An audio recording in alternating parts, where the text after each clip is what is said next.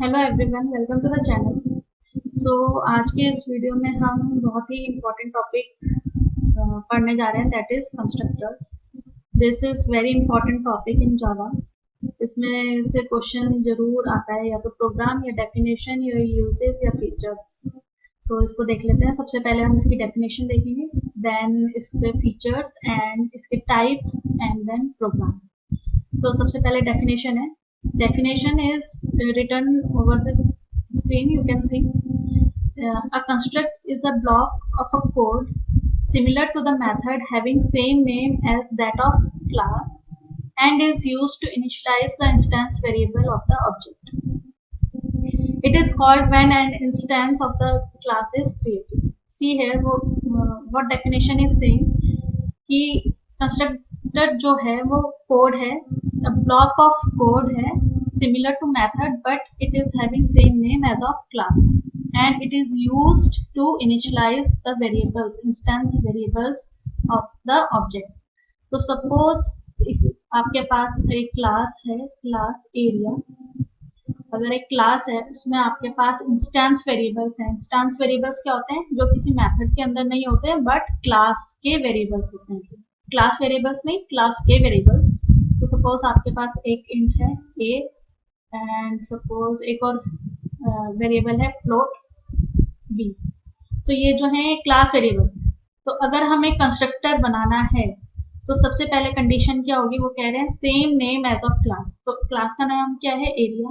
तो एरिया के नाम से ही कंस्ट्रक्टर बनेगा and it is use to initialise the this instance variables. So a and b, these are the instance variables.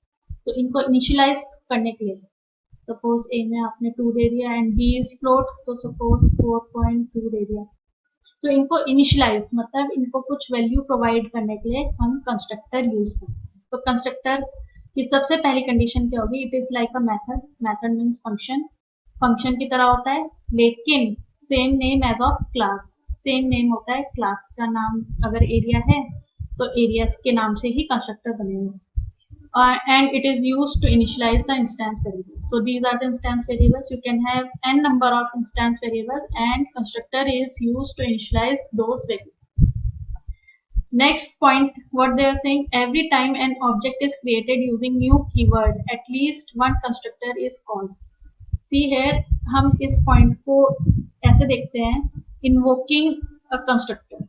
जैसे सपोज आपके पास क्लास एरिया है, तो एरिया अगर क्लास का आप ऑब्जेक्ट बनाते हैं, कोई सपोज ओबीजे ऑब्जेक्ट बनाया न्यू एरिया, तो as soon as you create this object, that means you are creating an constructor of that class.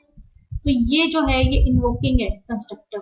तो ये जो पार्ट है area bracket, so this is your constructor being called. That means जैसे आपने object बनाया, इसका मतलब है आपने कंस्ट्रक्टर बना दिया है, एटलीस्ट वन कंस्ट्रक्टर बना दिया है। Next point, what it is, it calls a default constructor if there is no constructor available in the class. In such case, Java compiler provides a default constructor by default. See here, अगर जैसे ही आपने एक object बनाया, ये default constructor को call करता है automatically. हम ऑब्जेक्ट्स बनाते हैं क्लास के, हमने बहुत सारे ऑब्जेक्ट्स बनाए हैं पिछले वीडियोस में। तो जैसे ही ऑब्जेक्ट बनाया, आपका एक डिफॉल्ट कंस्ट्रक्टर कॉल हो जाएगा। If you have not mentioned this, इधर मैंने एक कंस्ट्रक्टर बना के दिखाया है लेकिन अगर आपने ये नहीं बनाया, स्टिल ये एक डिफॉल्ट कंस्ट्रक्टर बना देगा। तो next point is need of using a constructor. तो नीड क्या है? इधर मैंने लिखा, मेंशन करा है ये, initialising data members at the time of declaration in class, then the data members corresponding to all object possess the same initial value. See here, need क्या है? जैसे ही हम क्लास का ऑब्जेक्ट बनाते हैं और इन इंस्टेंस वेरिएबल्स को वैल्यूज प्रोवाइड करते हैं, तो ये जितने भी हम ऑब्जेक्ट्स बनाएंगे सबके लिए सेम हो जाएंगी। लेकिन सपोज मैं एक और ऑब्जेक्ट बनाना चाहती हूँ इसी क्लास का, area obj1 equals to new area new area, एक और ऑब्जेक्ट बना दिया obj एंड obj1. तो I want to use different values for obj and different values for obj1. तो उसके लिए हम कंस्ट्रक्टर यूज करते हैं कि obj के लिए हम ये वैल्यूज यूज करें, obj1 के लिए हम दूसरी वैल्यूज यूज करें. तो वो उसको हम अभी आगे देखेंगे हमें कैसे यूज करना है. पैरामीटराइज्ड कंस्ट्रक्टर बनाते हैं तब हम. तो कंस्ट्रक्टर की नीड हमें हमेशा इसलिए पड़ती है क्योंकि हम जो इनिशियल वैल्यूज अगर हम दे दें, सपोज मैंने कंस्ट्रक्टर नहीं बनाया और इंस्टेंस वेरिएबल इधर ही a को हमने 4 असाइन कर दिया और b को हमने 6.1 असाइन कर दिया विदाउट कंस्ट्रक्टर. तो जितने भी हम ऑब्जेक्ट्स बनाएंगे तो ये उनको सबको ये सेम वैल्यू देगा. लेकिन हम ऐसा नहीं चाहते. हमारी प्रोग्रामिंग कुछ ऐसी होती है कि हमें डिफरेंट वैल्यूज चाहिए होती हैं कई बार. तो उसकी हेल्प उसको देखने के लिए हमें क्या चाहिए होता है, कंस्ट्रक्टर्स हम यूज करते हैं ताकि हमें डिफरेंट ऑब्जेक्ट्स के लिए डिफरेंट वैल्यूज मिल जाए. अब देखते हैं जो मेन पॉइंट आता है इसमें, फीचर्स. सबसे पहला जो है same name as of class name. अभी मैंने बताया कि सेम नेम से ही बनेगा जो कि क्लास नेम है. Next is initialise instance variables. तो ये इंस्टेंस वेरिएबल्स को इनिशियलाइज करने के लिए यूज होता है. Next point is no return type. See this is important one. That means it is like a method but it will have no return type. ये return type नहीं use करेगा, इसका कुछ रिटर्न टाइप नहीं होता है. And next point is it is always public. That means it is without mentioning, कोई mention नहीं करा हुआ, it is always a public. Next point is overloaded. हम अभी आगे इस वीडियो में हम ये भी देखेंगे कि हम कंस्ट्रक्टर्स को ओवरलोड भी कर सकते हैं एज हम जैसे फंक्शंस को ओवरलोड करते हैं. तो कंस्ट्रक्टर को भी हम ओवरलोड कर सकते हैं. नेक्स्ट आता है जो बहुत ही इंपॉर्टेंट है कंस्ट्रक्टर में, टाइप्स ऑफ कंस्ट्रक्टर्स. तो हमारे पास जावा में 4 टाइप्स होते हैं, default, non parameterised, parameterised and copy constructor. So these 4 are important. तो एक बार देख लेते हैं इनको क्या होते हैं. सी है डिफॉल्ट कंस्ट्रक्टर. सबसे पहला है डिफॉल्ट.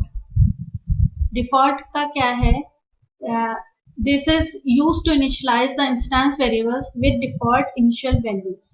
दैट मीन्स जो भी डिफॉल्ट वैल्यूज होती हैं, जैसे इंट की आपके पास 0 होती है, फ्लोट की 0.0 होती है, तो this is used to initialise those values to your instance variables. तो एक बार देख लेते हैं इसको with the help of BlueJ. ये इधर मैंने एक प्रोग्राम बनाया है. Program it is employee EMP and these are the instance variables int id and string name. तो इधर मैंने कोई कंस्ट्रक्टर नहीं बनाया है, कोई कंस्ट्रक्टर नहीं है. एक फंक्शन है डिस्प्ले.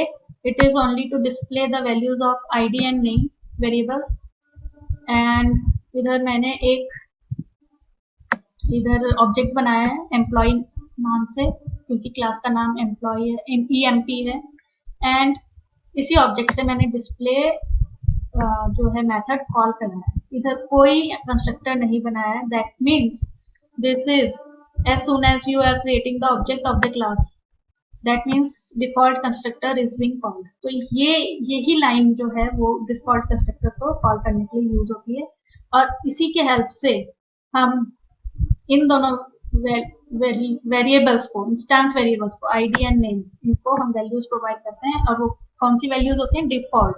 तो अगर हम इसको रन करते हैं, अगर हम इस प्रोग्राम को रन करते हैं, मैंने कोई कंस्ट्रक्टर नहीं बनाया इसमें, ध्यान रखना.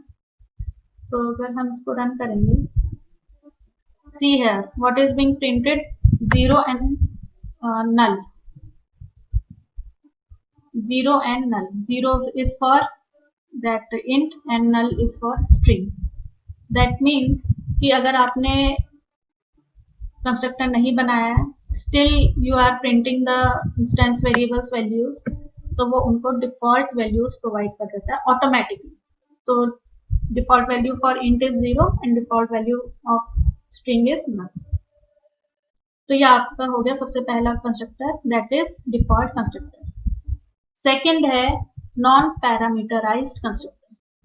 तो इसके जैसा नेम है वैसे ही इसको देख लेते हैं. इसके नेम से ही पता लग रहा है कि इसमें पैरामीटर नहीं होंगे। तो इधर मैंने एक प्रोग्राम बनाया है, तो ये प्रोग्राम वही है EMP, एंड जो ग्रीन हाइलाइटर से हाईलाइटेड है, this is your this non parameterised constructor. इसमें कोई पैरामीटर नहीं है, but it is a constructor क्योंकि इसका सेम नेम है क्लास के नेम से, तो this is non parameterised constructor. तो इसमें हमने क्या करा है, this ID and name, this both are instance variables, इनको हमने कुछ कुछ वैल्यू असाइन कर दी। लाइक ID को हमने 2 असाइन कर दिया एंड नेम को हमने राम असाइन कर दिया। तो ये वैल्यूज असाइन कर दी, and this is your non parameterised constructor because इसमें कोई पैरामीटर नहीं दिया है। अब हमने इसको कॉल कैसे करना है, ऑब्वियसली अगर हम जैसे सुन एज हम इधर ऑब्जेक्ट बनाया है, दिस ऑब्जेक्ट बनाया, दैट मीन्स कंस्ट्रक्टर हमारा कॉल होगा। जैसे ही हम इसको ऑब्जेक्ट बनाते हैं क्लास को, हमारा कंस्ट्रक्टर कॉल होगा। अगर हम इस प्रोग्राम को रन करेंगे तो हमारे पास क्या वैल्यू आएगी, 2 एंड राम। तो this is your parameterised. Default में क्या हो रहा था, हम कुछ भी असाइन नहीं कर रहे थे तो डिफॉल्ट वैल्यूज को हमें प्रिंट कर रहा था। नॉन पैरामीटराइज्ड में क्या है, हम कुछ कुछ वैल्यूज असाइन कर देते हैं, और जैसे ही हम इसको कंस्ट्रक्टर इधर ऑब्जेक्ट बनाते हैं, that means constructor is being called, तो हम वो वैल्यूज हमें मिल जाएंगी जो जो हमने इंस्टेंस वेरिएबल्स को असाइन करी थी। So this is your non parameterised constructor. Next जो आता है आपका parameterised constructor. This is important one. Parameterised constructor काफी जगह यूज होता है, तो इसको देख लेते हैं कैसे करना है यूज। सबसे पहले देख लेते हैं इसकी डेफिनेशन। डेफिनेशन इसकी यही है, it is a member method with same name as the class name which is used to initialize the instance variables with the help of parametric values passed at the time of creating an object. जैसे ही हम object बनाएंगे, suppose class area थी हमारे पास, हमने OBJ बनाया, sorry area नहीं, हम EMP ले लेते हैं, EMP क्लास है, OBJ हमने एक ऑब्जेक्ट बनाया न्यू, और इधर EMP, और इधर हमने वैल्यूज पास कर दी, सपोज 2, और इधर हमने राम इधर दे दिया। So these are the parameters for the object constructor. तो जैसे ही हम ऑब्जेक्ट बनाएंगे, इधर कंस्ट्रक्टर, ये कंस्ट्रक्टर कॉल हो रहा है, और इसमें हमने पैरामीटर्स पास कर दिए, and these parameters are used to initialise instance variable. तो इसको देख लेते हैं ब्लूजे में, मैंने उसी प्रोग्राम में अपेंड करा है। तो इधर ये जो ग्रेड आउट है, जो कमेंट आउट है, इसको रिमूव करना है ताकि ठीक से समझ में आए। एंड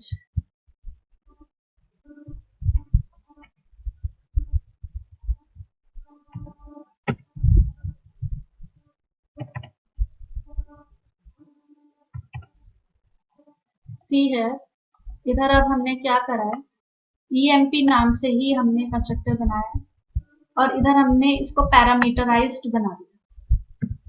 हमने दो पैरामीटर्स ले लिए, इंट एंड स्ट्रिंग, और यही पैरामीटर्स से हम अपने इंस्टेंस वेरिएबल्स को वैल्यूज असाइन कर रहे हैं। इंस्टेंस वेरिएबल्स कौन से, ID एंड नेम।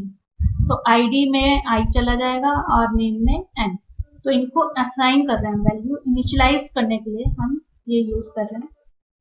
और इधर पब्लिक स्टैटिक वॉइड मेन में हमने क्या करा, EMP का एक ऑब्जेक्ट बनाया OBJ1, और इधर हमने अपने पैरामीटर्स पास कर दिए, 30 एंड राम, एंड ऑब्जेक्ट 2 एक और ऑब्जेक्ट बनाया, इसमें हमने ये पास कर दिया 14 एंड रवि।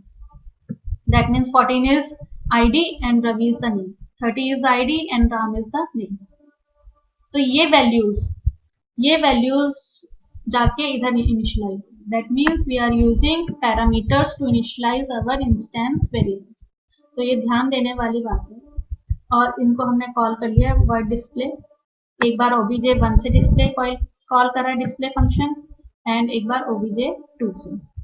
तो अगर हम इसको रन करेंगे, इसको अगर हम रन करते हैं तो हमारे पास दोनों ही आउटपुट आ जाएंगे। देखते हैं एक बार इसको रन करते, सी है, दोनों बार प्रिंट हो चुका है क्योंकि हमने डिस्प्ले 2 बार कॉल करा है, एक बार with the help of 30 and Ram, and second is 14 and तभी।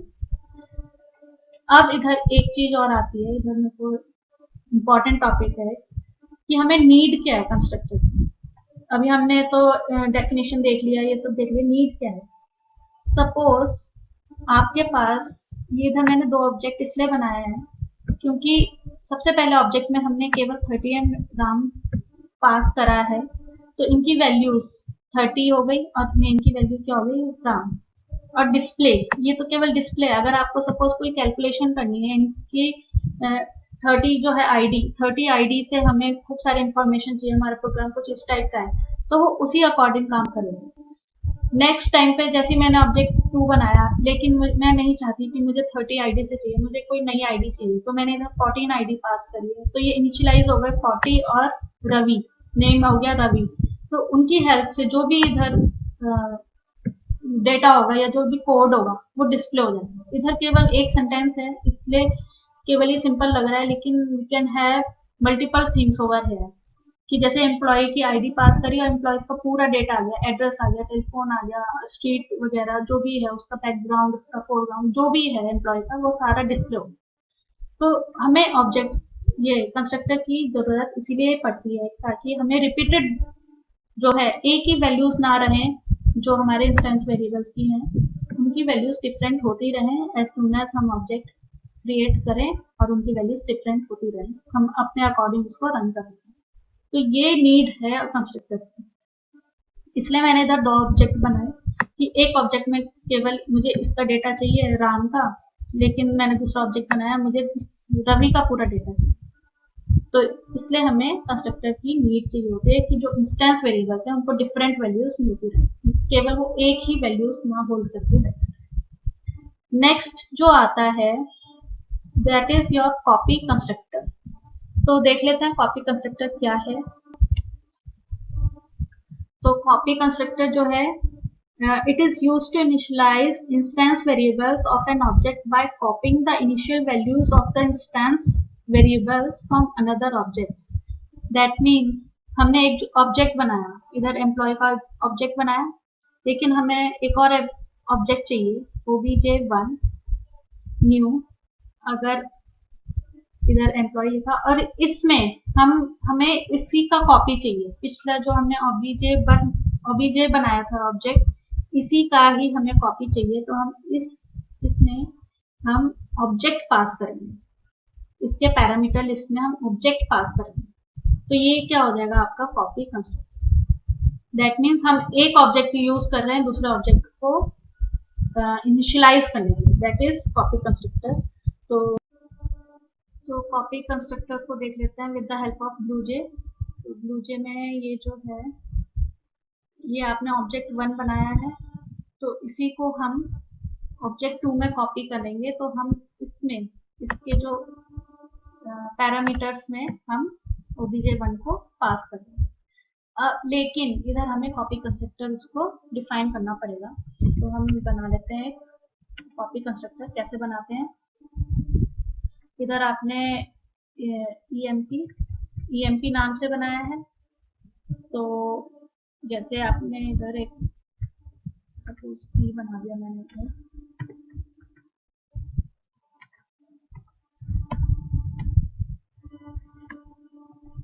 सबसे पहले हमारे पास emp नाम का एक कंस्ट्रक्टर था, उसको हमें कॉपी करना है एक और कंस्ट्रक्टर में, that would be your copy constructor. तो इधर हमने दे दिया सपोज हमारे पास क्या था, id equals to your p dot id and name हमारे पास था instance variable, so p dot name. तो ये आपका हो गया copy constructor, this one, this is your copy constructor. आप देख सकते हैं इसके पैरामीटर्स में हमने हमारा एक ये क्लास नेम है और इसका ऑब्जेक्ट पास करा है। सेम वे कॉलिंग में हमें ऐसे पास करना है, obj2 will be the copy of obj1, क्योंकि हमने इसके पैरामीटर में obj1 को पास करा। तो this is how we use copy constructors. That means इसमें भी आईडी का जो भी नेम, आईडी और नेम है, वो इसमें दूसरे वाले कंस्ट्रक्टर में कॉपी हो जाए सेम। अब नेक्स्ट आता है इम्पोर्टेंट टॉपिक जो कि है कंस्ट्रक्टर ओवरलोडिंग। तो ओवरलोडिंग क्या होती है, जैसे फंक्शंस ओवरलोडिंग होती है, that means it is a process of using number of constructors with the same name but different types of parameters. That means you can have uh, constructors with the same name of class, but that should be having different parameter list. तो example देख लेते हैं. Example है that, तो अगर आपके पास एक class है EMP, ये क्लास है, तो सबसे पहले आपने एक कंस्ट्रक्टर बना दिया EMP that is non parameterized. Suppose ID की वैल्यू, इधर आपके पास इंस्टेंस वेरिएबल है int ID and string name. तो ID 0 सपोज हमने असाइन करा दी और नेम सपोज हमने ABC असाइन कर दी. तो एक कंस्ट्रक्टर आपका ये हो गया EMP. एक और अगर हमें, भाई कंस्ट्रक्टर तो सेम नेम से होंगे क्लास के, तो इधर हमने इसको पैरामीटराइज बना दिया int A और int N, sorry string N. तो हमने ID को दे दिया A, जो भी वैल्यू A में होगी, और N नेम में दे दिया N, जो भी वैल्यू N की होगी. तो this is your second constructor. अब हम थर्ड कंस्ट्रक्टर बना सकते हैं, that would be the copy constructor. EMP एक ऑब्जेक्ट पास कर दिया, suppose B as object, and इधर ID equals to B dot ID and name equals to B dot. तो ये हमने असाइन कर दिया. तो एक ही प्रोग्राम में यू हैव 3 कंस्ट्रक्टर्स. हमारे पास इधर मैंने 3 बताए हैं, तो ये आपका हो गया ओवरलोडिंग. तो this is your constructor overloading. You can have more, but मैंने इधर 3 बताए हैं. तो this is your constructor overloading. That means functions में भी क्या होता है, same name but different parameter list. So here also same name but different parameter list. एक में हमने कुछ दैट इज नॉन पैरामीटराइज बना दिया, दूसरा हमने पैरामीटराइज बना दिया, थर्ड हमने कॉपी कंस्ट्रक्टर बना दिया. तो this is your function overloading. एक और टॉपिक आता है जो कि इम्पोर्टेंट है कंस्ट्रक्टर में, the difference between constructor and methods. तो सबसे पहला डिफरेंस मैं इधर ही बता देती हूँ फटाफट. कंस्ट्रक्टर का जो होता है वो सेम नेम होता है क्लास के नेम से, बट मेथड्स में ऐसा नहीं होता. जो हमारे नॉर्मल मेथड्स होते हैं, फंक्शंस होते हैं, they should be having different name. Second point है दैट कंस्ट्रक्टर को हमें कॉल करने की जरूरत नहीं पड़ती. As soon as you create the object, they called by default. That means constructor does not need to be called in the main class, but method को हमें कॉल करने की जरूरत होती है. methods needs to be called. next is जो third point है, third point ये आता है, it will never return any value. no return type. but function में क्या होता है, may or may not return any value. तो may और may not return. Fourth point है that they are public. that means constructors are public, but methods, that means functions, you can have private, protected and public. तो constructor जो होते हैं वो public होते हैं, मेथड्स जो होते हैं, फंक्शंस जो होते हैं वो पब्लिक, प्राइवेट एंड प्रोटेक्टेड होते हैं. तो ये 4 पॉइंट्स हैं. तो सबसे पहला है सेम नेम होता है कंस्ट्रक्टर में, जबकि मेथड्स में नहीं होता. सेकंड है इनको अलग से कॉल करने की जरूरत नहीं होती. That means does not need to be called in the main class, but methods को जरूरत होती है कॉल करने की. थर्ड पॉइंट है no return type in the constructors, but methods में रिटर्न टाइप होता है और नहीं भी हो सकता है, दोनों condition. Fourth point is constructors are public, but methods may be public or may not be public. They can be public, private and protected. तो ये था पूरी थ्योरी कंस्ट्रक्टर्स की. So thank you for watching the video.